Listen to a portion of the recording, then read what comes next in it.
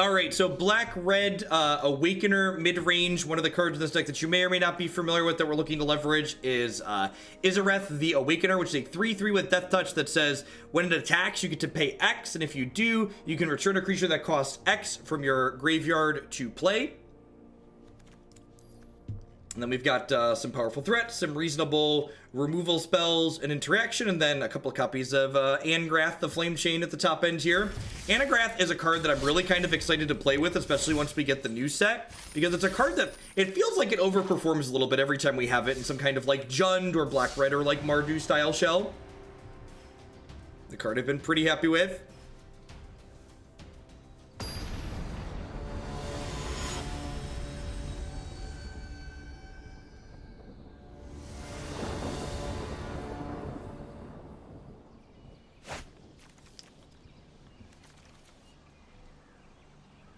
This hand's a little bit slow if they're playing something aggressive, but it's got lands and spells that are reasonable, so I'm gonna go ahead and keep it.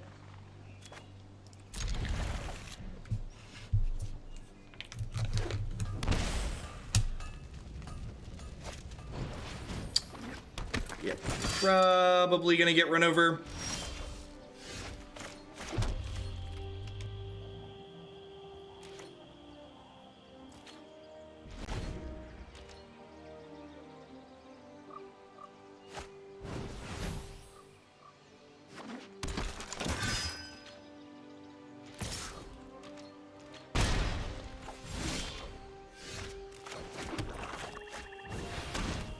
This was a really good draw.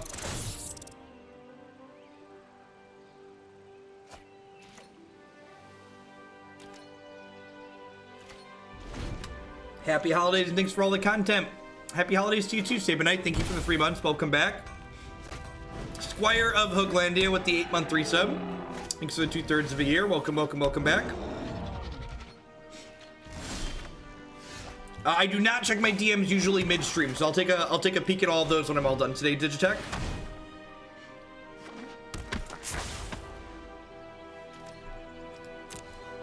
Three threes real good on this board.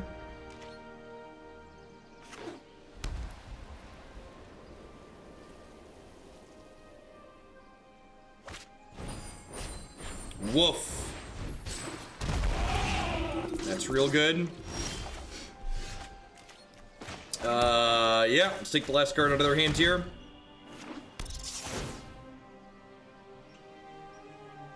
So they have 5, 6, 7, 8 permanents. They had another Loxodon. Who's a good little rat? Yes, you are. Such a good little rat.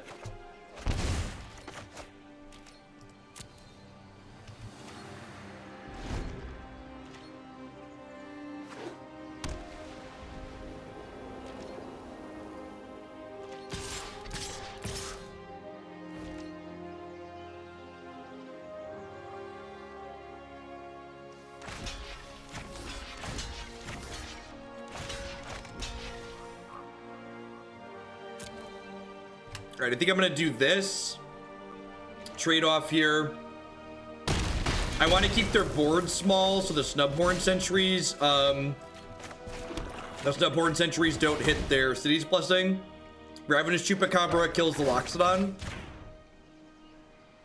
And this shuts down their attacking pretty well here. And we're gonna stabilize from here, I think. There's a deck list on your screen via the Stream Decker widget. Alternatively, you can also type !deck in chat to get a direct link to the deck list if you're curious about which cards we're playing.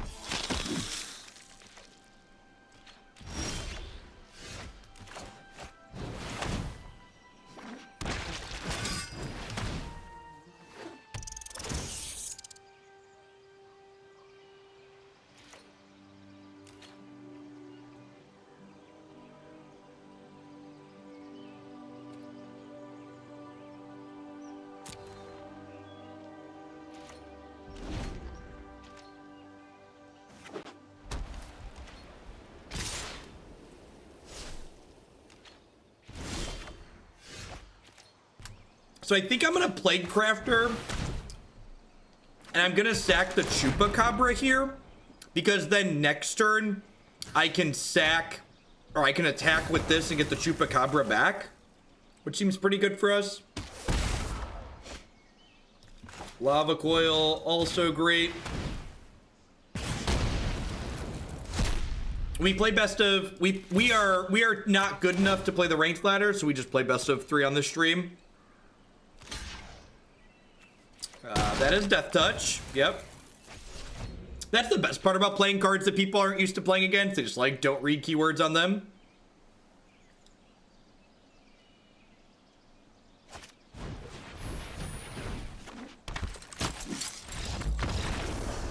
My friend. All right, well, that went better than expected. So we've got a couple of Moment of Cravings, a couple of Plague Mares, another Lava Coil here. Want to drag my curve down a little bit, I think. Probably want at least 1 less of those. This is a removal spell against their cheaper creatures, though. Trim at least a Doom Whisper. 6/6 blocker is pretty good. Arguel's Bloodfast is pretty bad. Cut a couple of Midnight Reapers. Might cut another Angrath. That seems reasonable. Let's give this a try. This is the first match with this deck, Sal. That was match 1, game 1.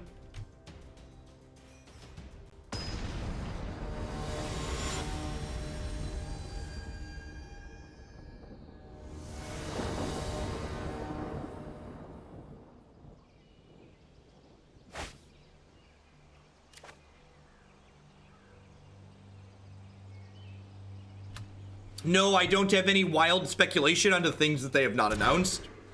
If you want, I would encourage you to wait for more information rather than baselessly speculating. And bottom that, looking for another black source here.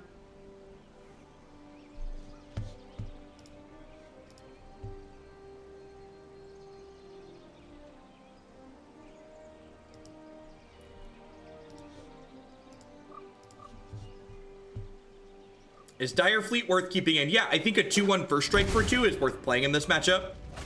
It's very good inside of combat. In fact, part of the reason why Dire Fleet is worth playing in general is just because a 2/1 first strike for 2 is fine.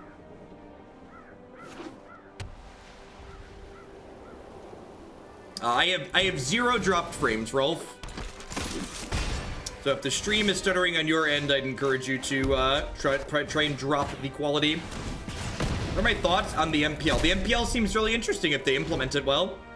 Hopefully, I think it was a little bit weird that they decided to start the MPL without announcing it in advance. So like, there were a bunch of people that didn't know they could have potentially been qualifying for it, which seems a little awkward, but the idea of the MPL itself, I think, is fantastic for Magic and Arena in general.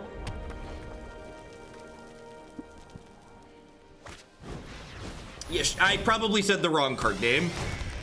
You are likely correct that I said the wrong card name.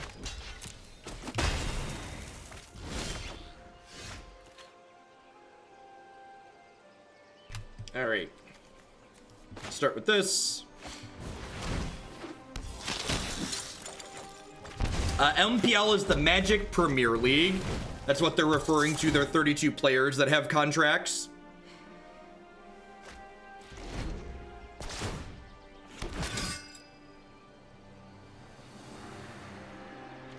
I mean, I'm sure they will reset every season. It's very common for ranked ladders to reset once per season. But how they're going to reset, when, what they're going to reset to, none of that's been announced as far as I'm aware.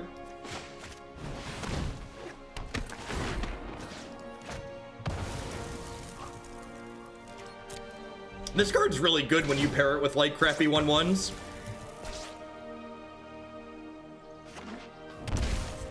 Yeah, I'm kind of surprised they have Lava Coil in their deck. Seems like a weird inclusion in this matchup. This is going to be a Heroic Reinforcements. Aurelia, interesting. Easy block here. Oh, that's a good draw. Good night. Easy game, easy life.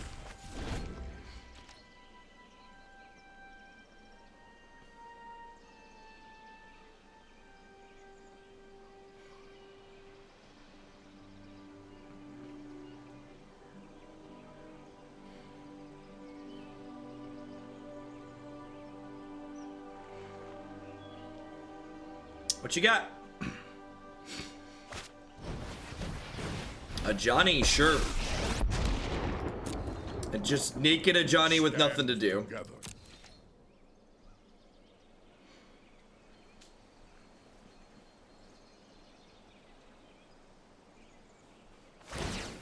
Deliver us to victory. Was a little bit mediocre, Holy Flab. I think if you'd seen the green-red Dino Frenzy deck we'd played a little bit previously, I think it was kind of a worse version of that. It was like kind of mid-rangey without the ability to like go over the top of their mid-range decks, which felt awkward.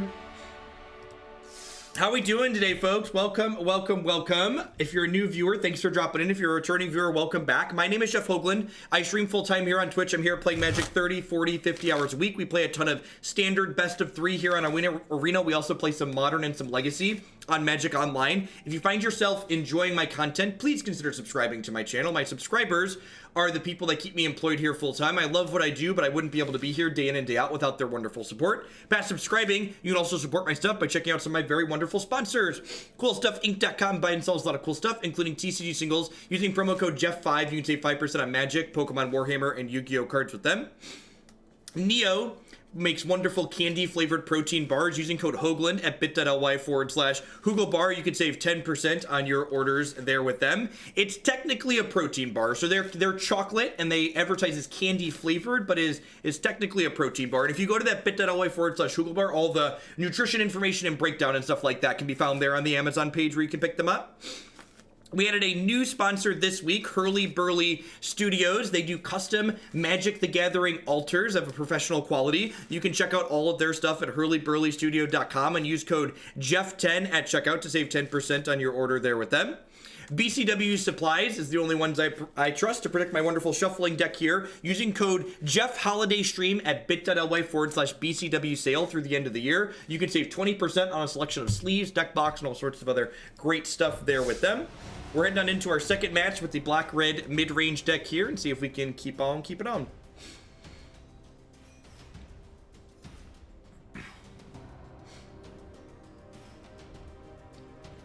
In this view, the Stream Decker widget overlaps Jeff's eyes in ways that make him look like Vegeta.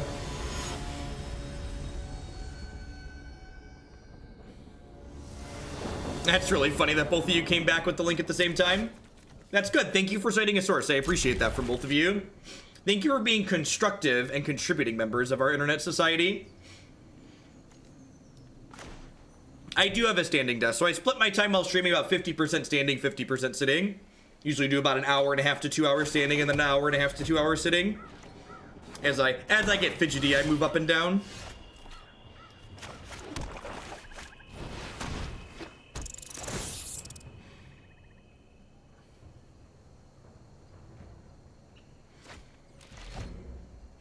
Doom Whisperer, are they playing green-black?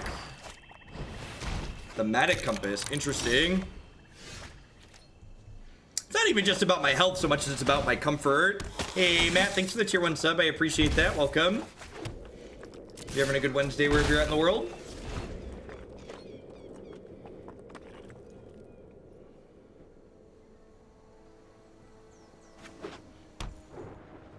Yeah, looks like Chromatic Black.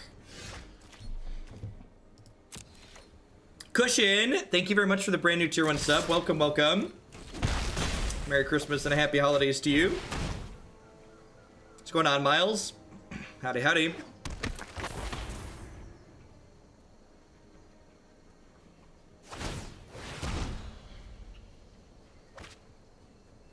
Yep. If they have a Ritualist here, I'm going to be a little bit sad, especially since we missed my land drop. If we hit lands 5 on time this game, we'd probably be in a very reasonable spot, but as is, we need to hope to dodge a sweeper here so we can pressure them a little bit.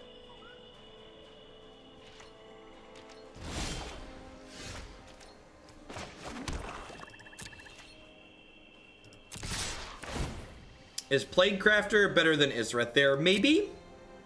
It puts less power in play, technically.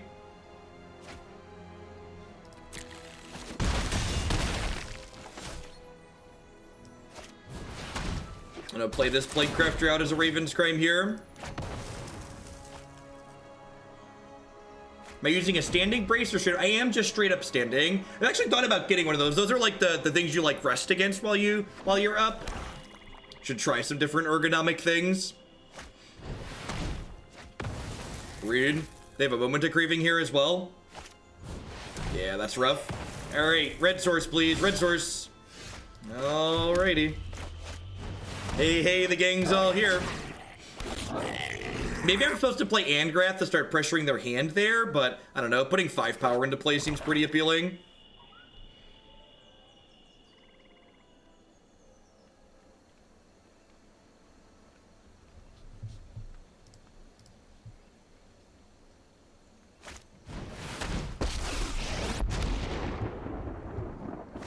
Let us begin.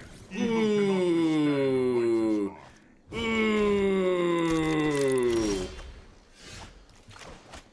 Don't mind me. Yoink. You're just fuel for the fire. You're just fuel for the fire. A fair price.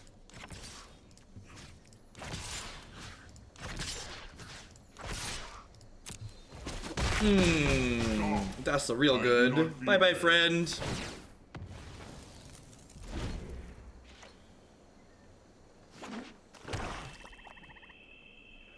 Angrath for a good time call, chat. For a good time call. Angrath knows how to party.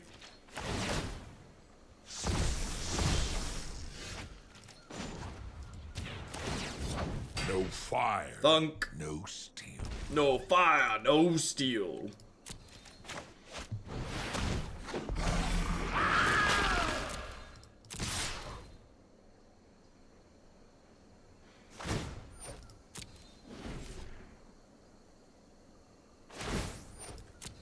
Yeah, I do too. I hope the new set lets us have an excuse to play more Angrath in our lives. Don't we all just need more Angrath in our lives? You get to hammer the Doom Whisperer here too this turn, which seems sweet.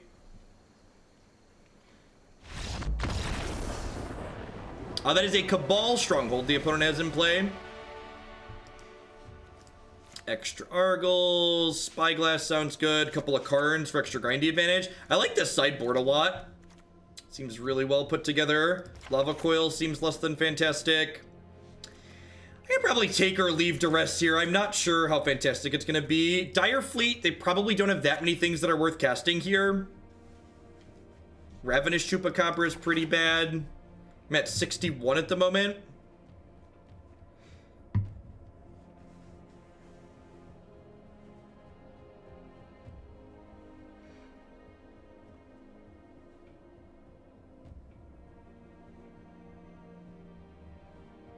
Need one more cut here.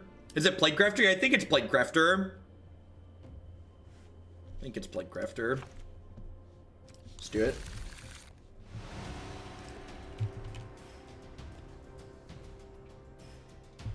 I think Angrath's really good. Been really happy with him every time we've had him. We are basically a Jund deck. When in doubt, Jund about. All of our value 2-mana creatures are really good in the matchups like this too. Just get real grindy.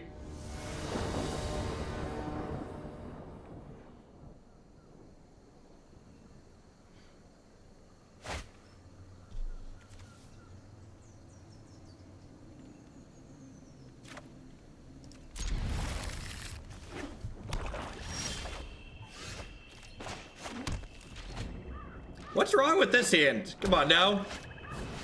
Listen, if you're gonna be upset having 3 Duresses in your opening hand, you probably shouldn't board Duress in that matchup. If you're boarding Duress in, you should probably be excited to have 3 of them in your opener, okay? That's all I'm saying.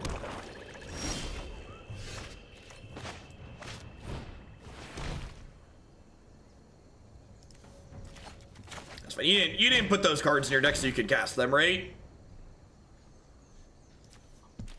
Help, help, I'm under duress. I'm under duress.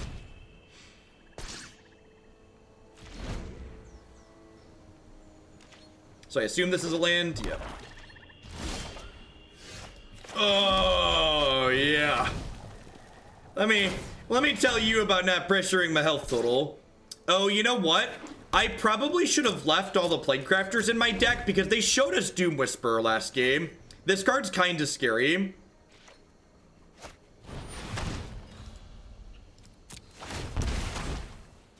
This card could beat the Bloodfast.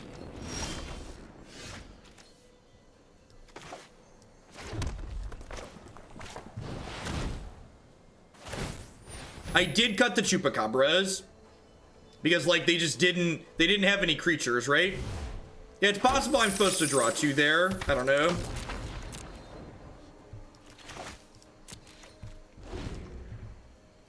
I have Vraska's Contempt in my deck too, though. I have 3 copies of Contempt, so I have 3 Contempts and 2 Plaguecrafters at the moment. They're not like just dead by any means. They also like might Contempt this Ishra. It's not.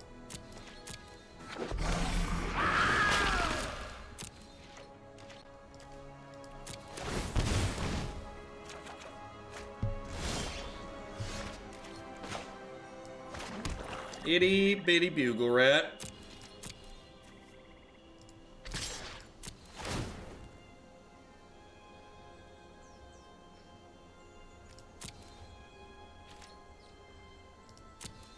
They're playing Chromatic Black, Tron Dragon. I think I'm gonna start by hitting this.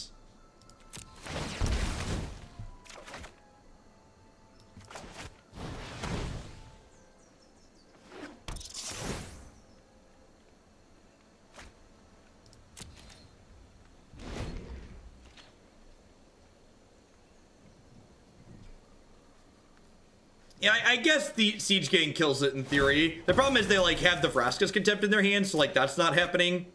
So I think I'd rather just like, it's possible I should even just like draw 3 extra cards here and just try and find my answer ASAP.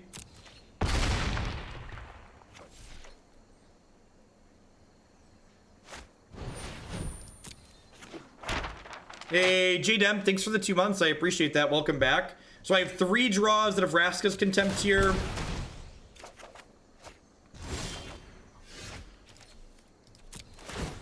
If one more draw at a... I could have flipped this. Yeah, you're right. Yep. All right, let's put the last Plaguecrafter back in my deck.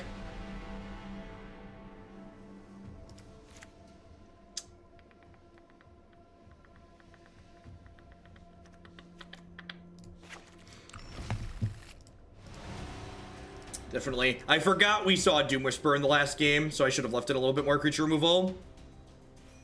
Nah, I think Reaper's fine. Their deck's full of sweepers, Sal. They just, like, happen to have Doom Whisperer on 5 that game.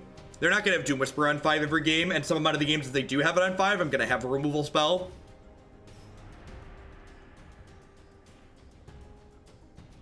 Yeah, it was less clicks to pay 2 life and die than it was to concede. Yes, Crafter also tags Karn, exactly.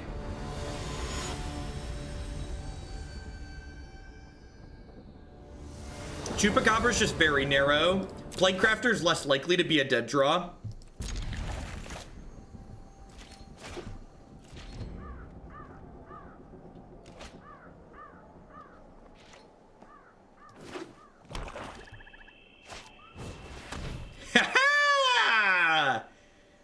Suck my card advantage. Get it. Get my card advantage. Get him. Skillfully played around the Duress. Skillfully played around the Duress. Cleverly left all of our non-creature spells on top of our deck.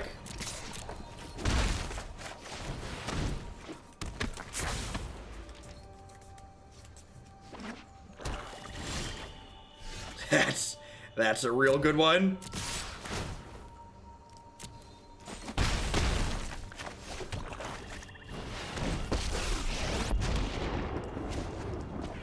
Are you certain of your decision? +1 Karn, draw a land.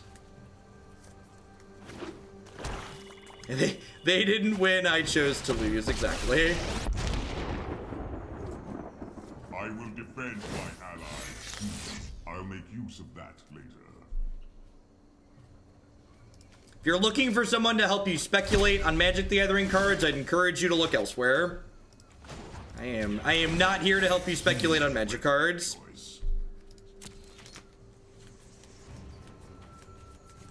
So I just gave them Golden Demise, so giving us Siege Gang Commander here is really easy.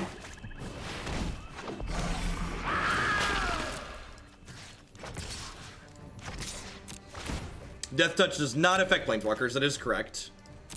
This will not deter me. So I get to Duress them next turn.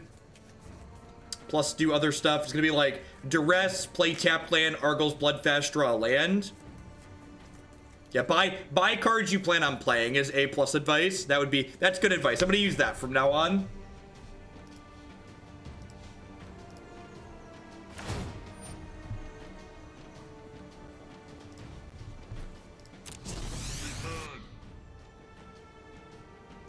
Alright, you got a Chromatic Lantern. Does player Death Touch affect Planeswalkers? Player Death Touch isn't a real thing. I think I'm just gonna let this happen because I have Arguel's Bloodfast here. I can use my health total for that. Nothing is ever truly lost.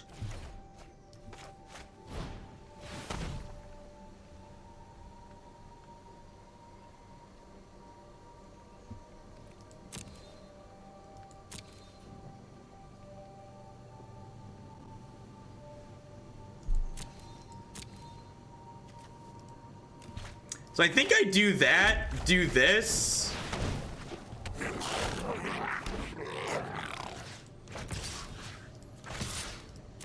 Seems fine. You are only hurting. It is best if you stop. So like next turn I'm attacking for 5, 6, 7, 8, 9, and then I can deal 6, so they're actually just dead on board. They're dead on board, right? That's just 5, 8, 9, and then I throw 6 is 9, 15.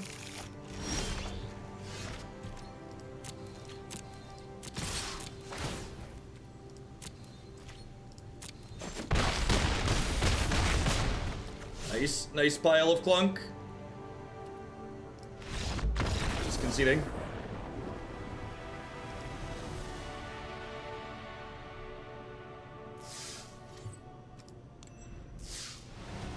Shalai plus Tashik, that's awesome, Squid Squad. That's true, yep. Yeah. Yeah, the mono black control deck seems sweet, but the chromatic black deck with like all the Masterminds acquisitions felt really incredibly clunky every time we played it. I'm a much bigger fan of the Banefire finish that we've played a bit on stream. And this hand would really like a Blood Crypt.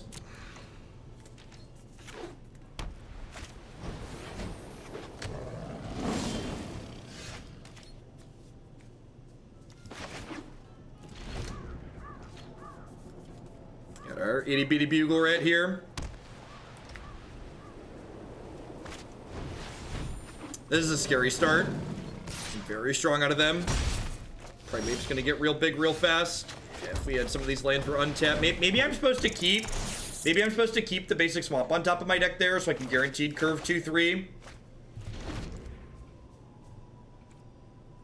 Deal 4 damage, target attacking or blocking creature. Alright.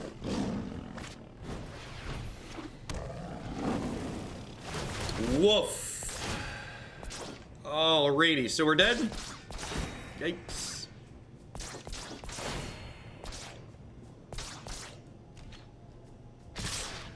There's no lanterns in the mono black chromatic lantern deck that we play, or the mono black Banefire deck. Sorry.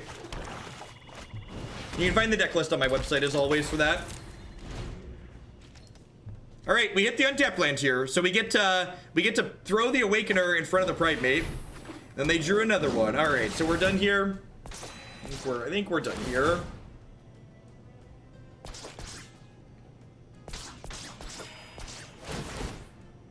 You could say the opponent's deck is the cat's meow. What's going on, Pyro Delver? Thanks for the brand new Prime support. I appreciate that. Welcome. Thanks for shipping your Bezo bucks this way this month. We don't have any sweepers in our decks. Let's just move along here. Couple of triggers on the other side of the board. Couple 2-3. All right. Bloodfast is slow. Lava Coil is great. Trim a couple of Midnight Reapers against an aggressive deck. That seems fine. I don't think I want another Contempt that's a little bit slow. Me Contempt's better than is Plague Mare? I guess Plague Mare's great, right? What am I doing? Plague Mare's great.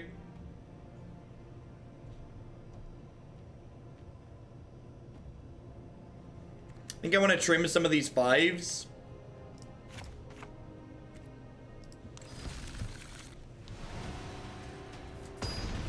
Well, I mean, it's great against tokens, right, Kent?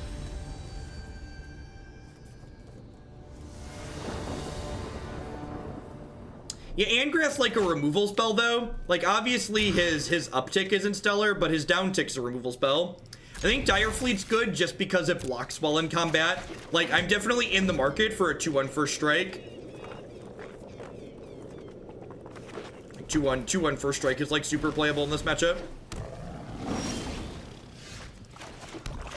Alright, give me a red source, please. A double red 5-drop. That's a lot like a red land. Similar.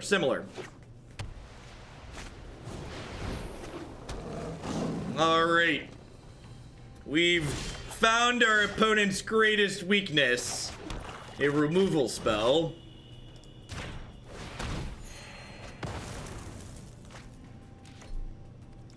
Figured it out. Cast a Doomblade.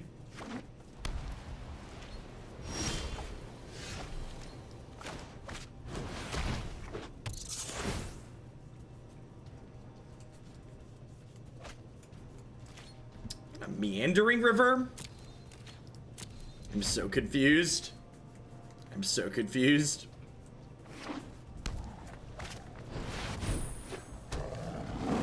Untapped land, please. Untapped land, please. That's really unfortunate. I think we're dead, chat. So I guess I get to double block the War Leader next turn. I think we have successfully stumbled and died, though. It isn't a Hoagland's chair without drawing an uncastable goblin. Ain't that the truth? They had that card that dealt damage to an attacking or blocking creature last game, so I'm sure we're about to get blown out here.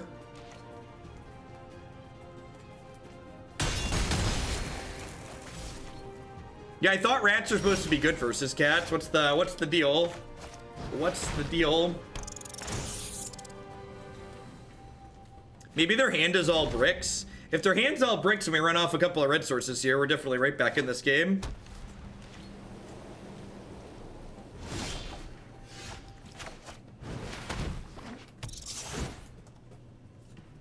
People don't play more War Leaders because it's hard to attack in with it on a lot of boards. And if it just eats a removal spell and dies, it doesn't do anything. Alright, running red sources, please. Vomit.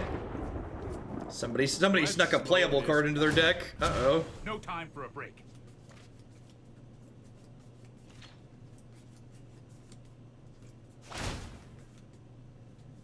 Yeah, if we draw a mountain here, we'll be fine. Just gonna go ahead and move along with my life. Onward, upward, backward, forward.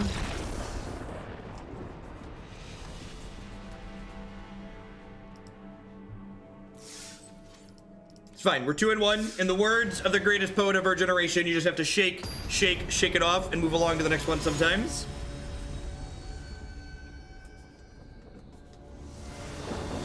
So you should listen to LSV talk about his deck at the Pro Tour. So while LSV made it to the finals of the Pro Tour, their actual team had a really bad constructed record.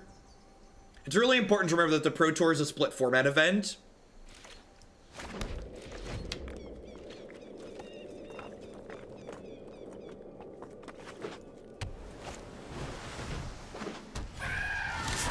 Mono blue, eh?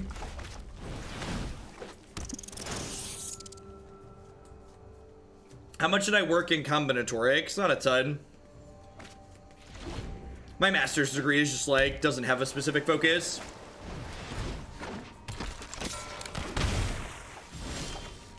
Done more teaching than research.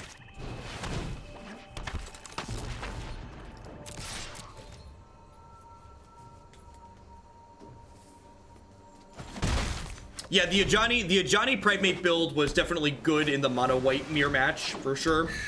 Heard that from a lot of people as well. We're gonna play some 2-1 first strikers here and just get attacking on the ground. I'm actually gonna go ahead and do this.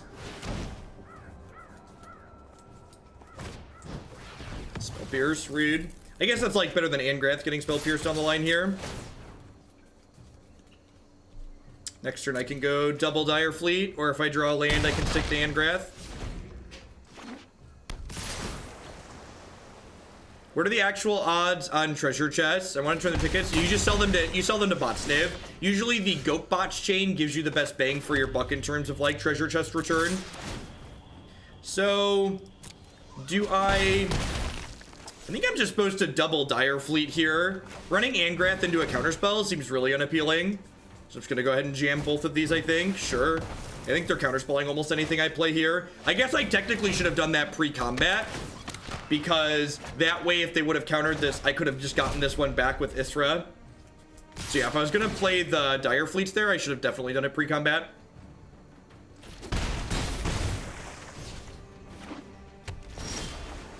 I was a math teacher in a former life. Now I'm a full-time meme on Twitch.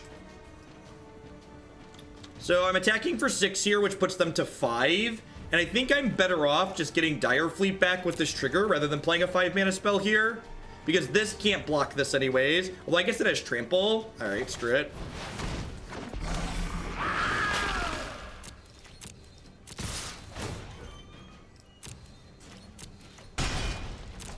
I mean, can you even consider teaching college part-time a real job? Based on what it pays, teaching college isn't a real job. At least, especially if you're an adjunct. If you're a full-time faculty, teaching college probably pays just fine. But adjunct staff don't get paid anything.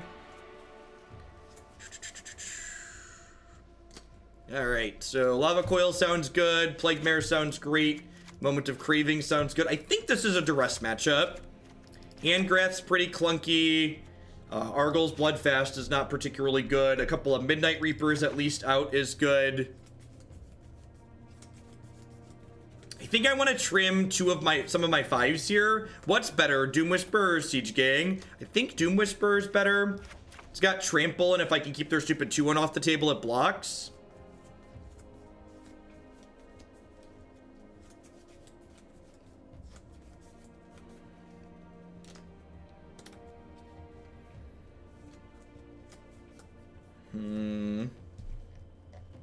I think I want to cut something else from this top end. I feel like most of the times I lose with this, I'm going to die with cards in my hand.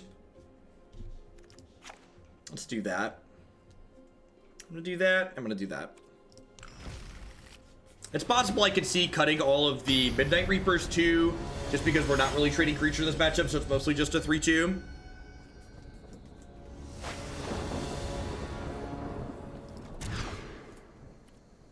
Seems like could be worse. Gonna bottom that, looking for lands and removal spells. I'm gonna go ahead and Duress on one here in case they have a Curious Obsession. Yep. Yoink. Don't mind me. Happy holidays, Dimitri. Happy holidays. Do do do do do. Do do do do do do do do do do do. I think you're supposed to board in Duress against the mono blue matchup. 16 so far and still loving the content. Thanks for all the streams and hope you and your family had a Merry Christmas and a Happy New Year. What's going on, Knights? Thanks for the 16 months. I appreciate the support. Welcome back. Alright, I would like to attack with this rat, please. Alright, so do I want to jam Plaguecrafter here or no? I don't think so. I think I want to play Cinder Barren tapped. And this way, if they like draw a land and play their 3-cost, I can then untap and Chupacabra it. Darkness Child with the brand new Prime support. Welcome, welcome. Hope you're having a good one wherever you're at. Midnight Reaper. Alright, so I'm 10 out of 10 playing Plaguecrafter this turn. The question, I'm 10 out of 10 playing a 3-drop. The question is, do I want it to be Plaguecrafter or Midnight Reaper? I think I want a Plaguecrafter just to alleviate as much pressure as possible. The upside to Midnight Reapering first is this will draw a card after I Plaguecrafter, but... Well, welcome to a live one.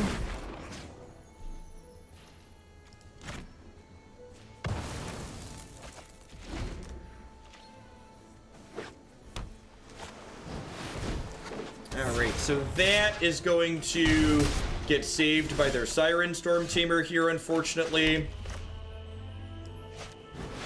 But this does take their Wizard Retort off the table as far as being cheap is concerned. Now, I think I'm supposed to just sequence in this way, Paradise style, just like preserve my health total at all odds.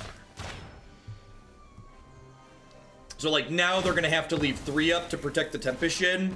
And if I draw, like, another Lava Coil, I could potentially be in a good spot for next turn. Going and checking out what their options are over there. They put a card on top. That doesn't bode well for me. Alright, probably dead. I'm dead to a land.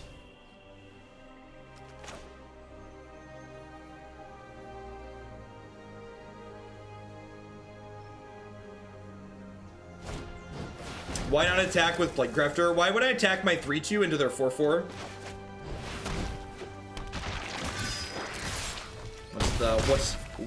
What do we stand to gain?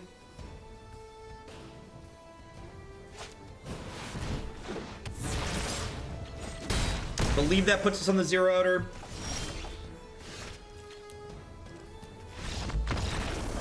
I mean, that game, so like, this is what I don't understand about Magic players. Somebody complained that Mono Blue said Mono Blue is fun and interactive.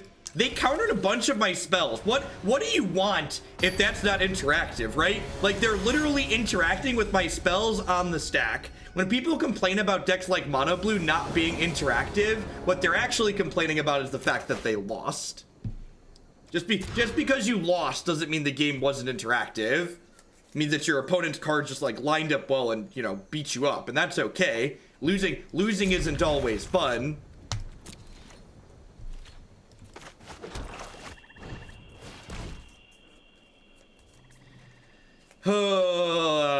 I think I take Charter Course here because it's their source of card advantage.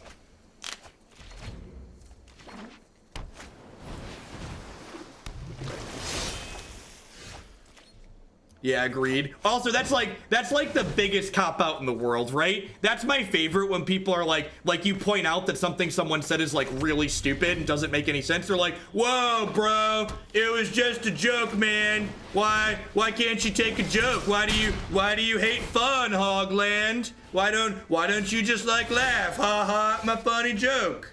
It's like, no. You didn't make a joke, you just said something that was stupid, and we called you out for being stupid, so now you're trying to write it off as a joke. Come on now, we both know what you're doing.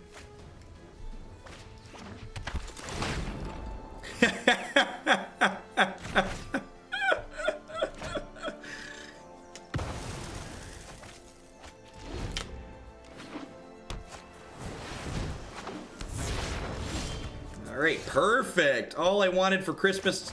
Doomblade is exactly what I wanted for Christmas. Get him. So they have... We're a little bit ahead at the moment, but this definitely is going to come down to top decks a little bit for sure. Depending on how hot the top of our decks are, this could go either way. That is definitely a wonderfully hot card to have on top of my deck.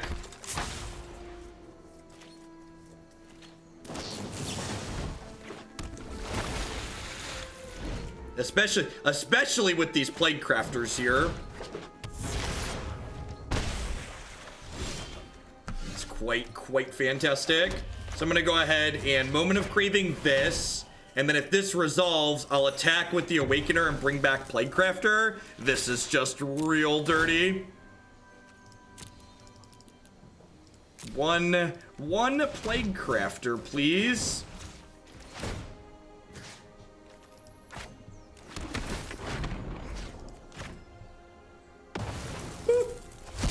Boop you on the nose. Yeah, someone else had commented earlier that the Awakener didn't seem like it was doing much, and we just hadn't had a place for it to line up well. Seems really sweet here. They're taking a peek at what's in our graveyard, figuring out if they want to cast anything here.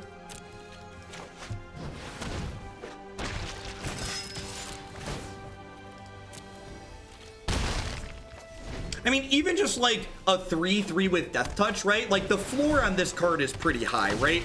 Like what this card does, even when it's bad, is like pretty reasonable.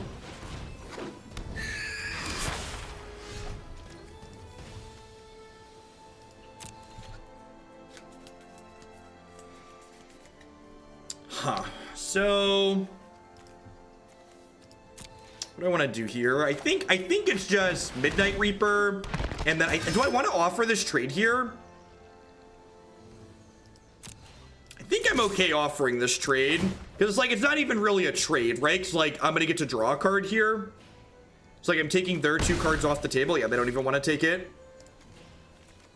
Do I play Dire Fleet out? I might actually just want to play Dire Fleet out here because with the Awakener, I kind of have my mana tied up for the next few turns anyways. So I think I just want to play a 2/1 first strike out here.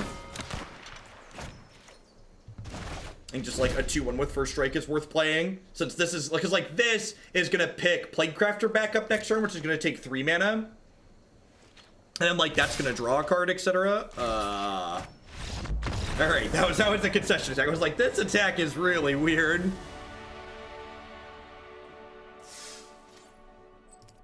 Sweet. All right, onward, upward, backward, forward. Man, I'm super excited for what these Shocklands are going to crack open in this format. Seems like a lot of good opportunities for like, because like these decks are like close even without good Rakdos cards in it and like clunky mana. So like once we get better mana, it's going to be the sky's the limit. It seems very reasonable. I think Dire Fleet's a very reasonable card in this format. I think there's enough aggressive matchups where just a 2/1 with first strike is a reasonable text box, and then it's also very good against control decks at recasting their cards.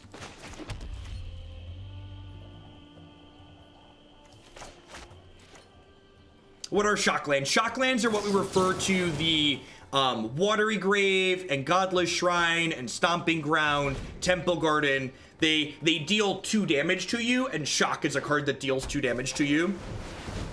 All right, another mono blue matchup.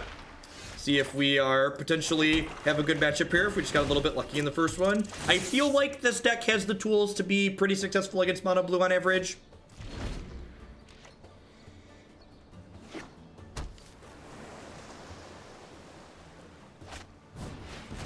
This is a very good start for the opponent, though.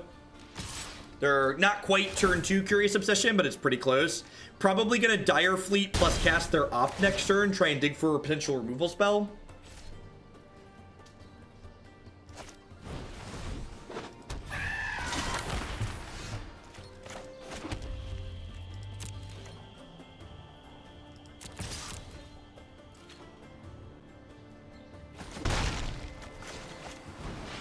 I'm not even gonna get into what censorship is with that person. If you walk into a library and you start screaming and yelling, the librarian telling you that they're gonna kick you out if you don't stop screaming and yelling isn't censorship. It's they're kicking you out because you're not following the rules.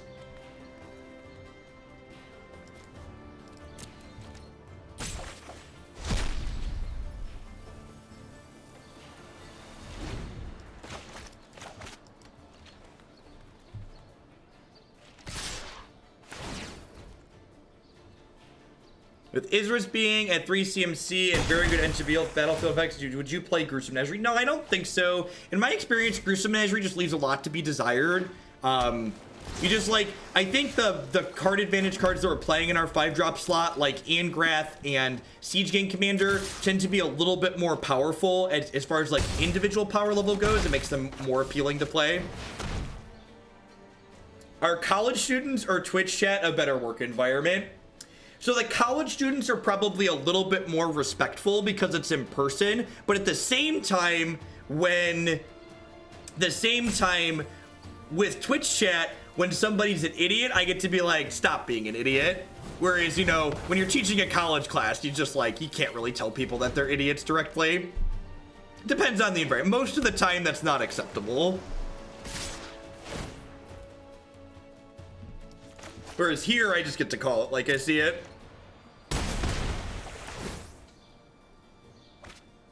Probably pretty dead here. They have a protection spell sitting on board, and the rest of my hand is pretty bad. Do I have any favorite math things? I have a few different favorite math things. In a former life, before I streamed full-time, I taught college. I have a master's degree in mathematics, and I taught adjuncted at several different colleges in the central Illinois area, off and on for a couple of years before doing this full-time.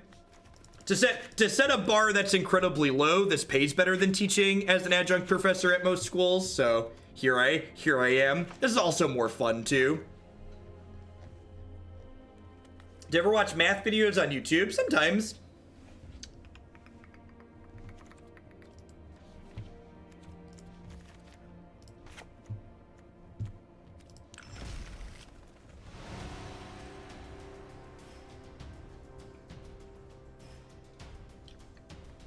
Pretty easy. Take out some of the clunk, bring in a bunch of the removal spells and the Duresses. What type of math did I teach? Mostly introductory level college stuff. College algebra, trig, sometimes calc, sometimes remedial classes too. A lot of colleges offer a lot of remedial math classes.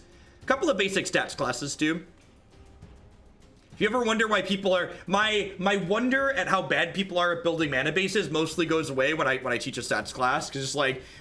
Magic players tend to be a little bit better at statistics than the average human being. So like when you work with normal folks, like it's really, statistics is a really tough concept for a lot of people to grasp, especially non-gamers.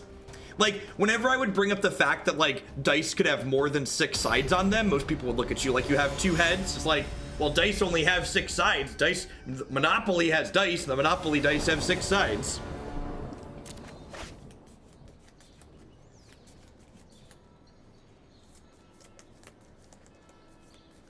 I think this is fine. Not amazing, but keepable.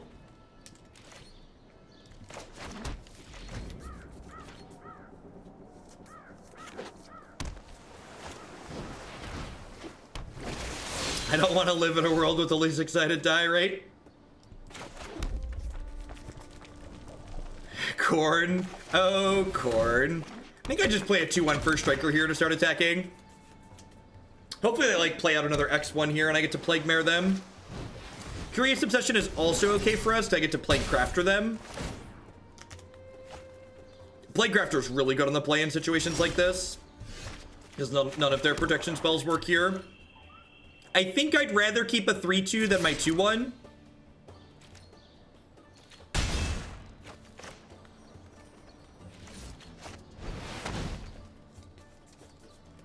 Monopoly's more interesting when you roll 2 d20s.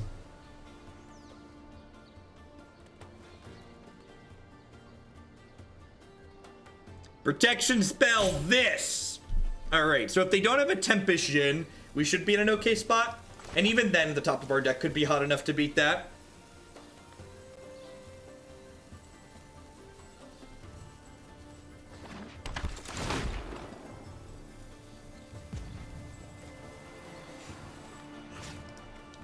Put that one in the bin, please.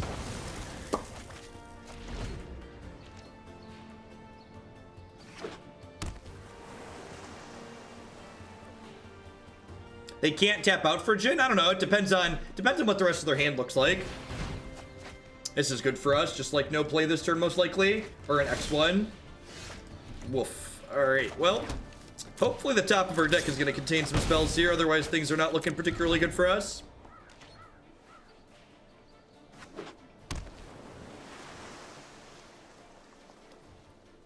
What's going on, Frimbles? Yeah, moving forward, I'm gonna be doing every weekday. I'm going to be streaming both Arena and a little bit of Magic Online. Well, that's not the spell I wanted for Christmas.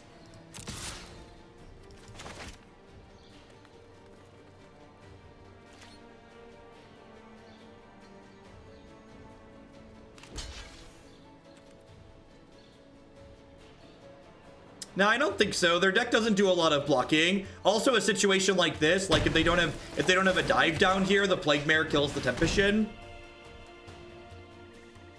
If they have dive down, we're probably just screwed, but I'll take at least one more draw step here.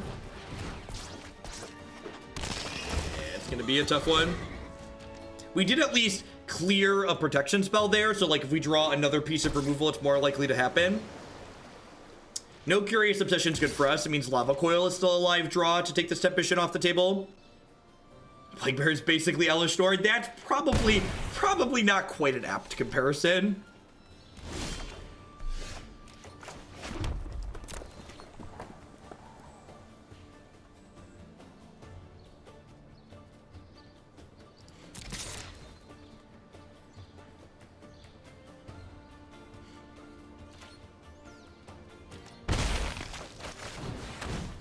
Up we go.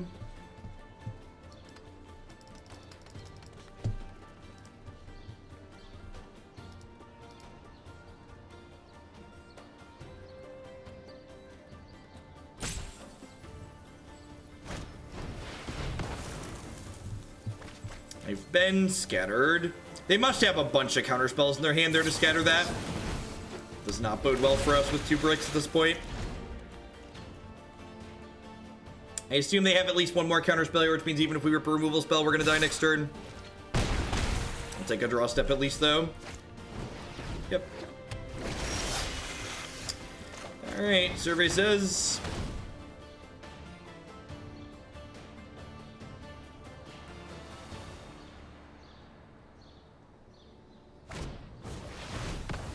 Yeah, good game, opponent. A little... Not quite enough spells at the end there. Ended up going 3 and 2. He doesn't have bad matchups, just bad draws. I'd probably be inclined to believe that. It's got a definitely has good proactive game plans. As far as this deck was concerned, I don't know. I felt like our card quality was pretty reasonable, all things considered. Obviously, the mana is going to get a lot better in something like this once we get to drop Cinder Barrens for Blood Crypt. One of the upsides to doing that, too, is once Cinder Barrens isn't an always tapped land, we can probably afford to go up another Memorial to Folly in the deck. So that way, in games like that last one where we flooded out a little bit, we're more likely to have access to a utility land. So that way, we can do something with all the lands that we have instead of just, like, sitting there flooding out and dying. Like, we don't even have a full spoiler yet from the new set, and like, obviously the destroy target creature, artifact, or planeswalker is gonna be like a really big card for a deck like this. Just anything that can cast that card is probably gonna want a whole bunch of them. This deck needs a way to draw. I don't know if that's strictly true. I feel like between Angrath to generate card advantage and the Awakener to generate card advantage, and even Doom Whisperer and these filter out cards in a way that this seemed pretty reasonable for what it had going on already.